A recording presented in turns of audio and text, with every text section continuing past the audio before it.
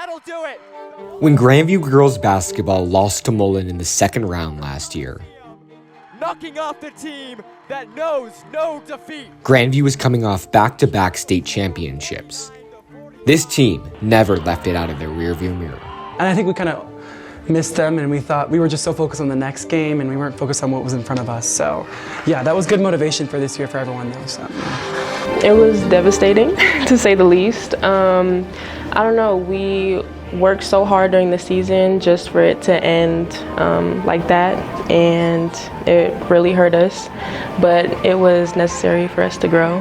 That motivated the entire team. I feel like everybody just remembered that moment that the buzzer went off and we lost, using that game as motivation and seeing every team as just, we can beat them, and even though we lost last year, like, we're capable of it. What's different this year is we had the motivation of being seniors, and it's our last season, so we refused to lose. It definitely pushed us because we didn't want to feel the same way we felt then, and it helped us keep the end goal in mind and really work hard for it. With a chip on their shoulder, the Wolves moved into their new season, one that featured the number 1 and 3 ranked teams in the nation on their schedule. And it's kind of been our track record in the past is like I try and schedule as difficult as we can because you get exposed.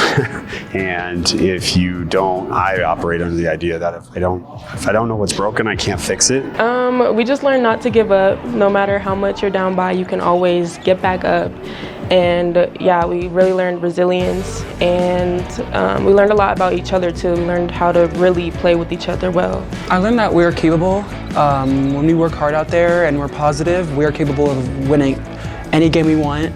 And we went against hard teams out there, and we still won. So We played some really good teams, you know, the number 1 team in the nation, like a couple of top 10 teams in the nation, and that was just very beneficial for us, especially at the beginning of the season, not like during the middle, but at the beginning, so that we could grow from it and just know what we need to accomplish for the rest of the season. A tough loss to Valor proved to be their only in-state loss as they rolled through the season with wins over top 10 Regis and Legend, as well as a redemption game against Mullen, and sweeping the league tournament to sit on a blazing hot 14-game win streak headed to playoffs.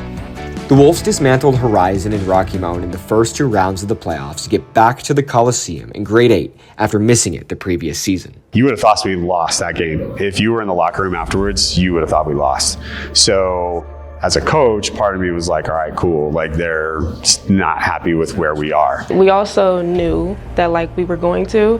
It was just expected of us, but it felt really good. yeah, well, I'm actually really happy we lost last year because it was such great motivation for all of us. And it was really nice. I just wanted to play at the Coliseum with everyone. Like, that's my goal every year. I just want to be, well, actually it's to win, but mainly to get to the Coliseum. So it was just so special because a lot of these girls haven't been able to play there yet. So yeah, I was really happy to get through the Sweet 16. Their grade 8 matchup was against the Denver East Angels. For me, personally, it was a new experience just being in the Coliseum, but I feel like I just played my game. I feel like the entire team just played together, and I feel like I know we won by a lot, but that was a great first game for us because then we could kind of like get comfortable in the Coliseum and just get comfortable with how like it feels and stuff. So It was going to create a different challenge for us because they have 2 post players, and that was obviously going to challenge one of our strengths. The Wolves ultimately walked away with the win, booking their ticket to the Final Four. Their opponent?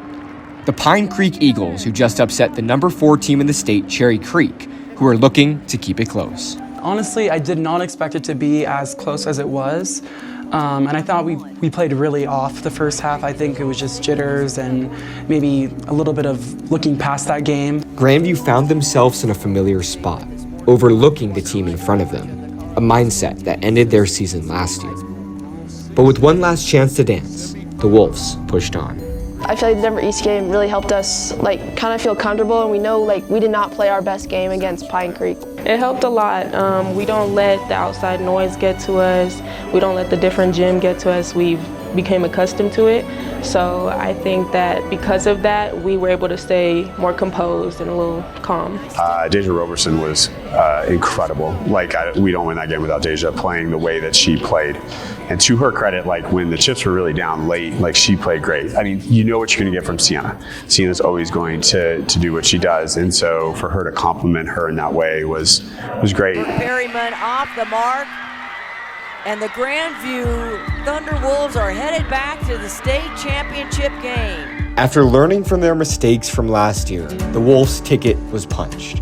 Grandview was going back to the state championship for their 7th appearance in the last 9 years. Honestly, that was the least amount of nervous I've ever been for a state championship game. I've played it 3 now, so that was probably the least nerve-wracking one. I felt really confident in our team. It felt good to be rewarded for our hard work, and we were so close.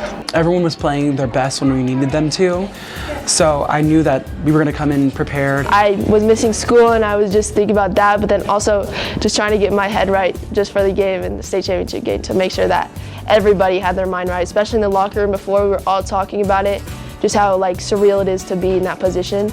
The team that stood in their way were the Legend Titans, a bit of a Cinderella team as the 7 seed who knocked off number 2 Valor, and a team who the Wolves were familiar with. Betts goes up and one. Sienna Betts has put the team on her back in this zone. Yeah, no, I felt really good because I was right after our Pine Creek game, I rewatched our game against Legend. We honestly did not play our best at all, so I knew we'd be fine if everyone played the way they've been playing. You know, Legend, very respectable team. In regular season wins overtime with them, so honestly I wasn't sure what to expect. I felt like of the matchups at the Coliseum, it was actually the most advantageous for Sienna. Well, we did beat them in overtime, so it was a little nerve-wracking because, you know, they're a good team too. But no, we definitely knew we had this. They're like, we're not going to lose. And that was really probably the biggest thing, that you could just see it in the way that they approached the game. The Wolves carried a 16-point lead at half against the Legend Titans, one which all they had to do was defend.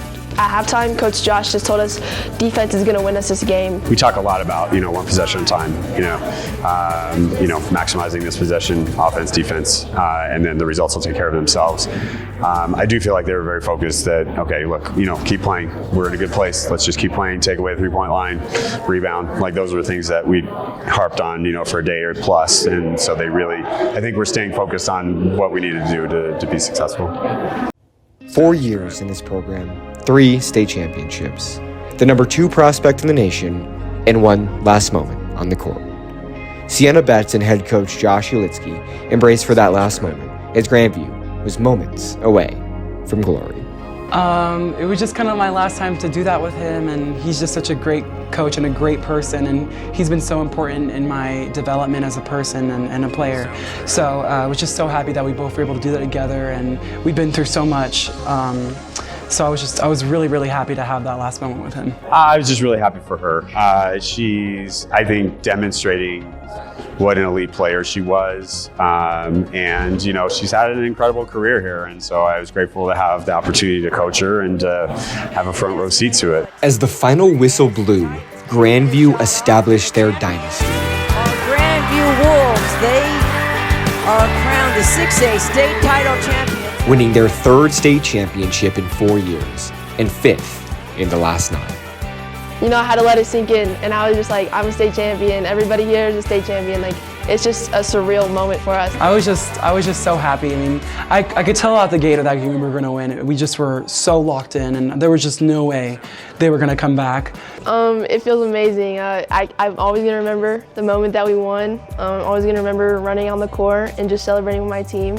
Because I'm a state champion and it just feels great, yeah. So I was just so happy. Like, it just felt such a relief, like, to get it over with, because those games are fun and all, but it's really scary. It was just amazing. It was a moment of like, we did it. Like, this is my senior year. This is a lot of our senior years, and it just felt so good to know that we made it. We are finally done. Sienna Betts may be the most dominant player in Colorado high school girls basketball history, but it's not the numbers that she wants to be remembered by.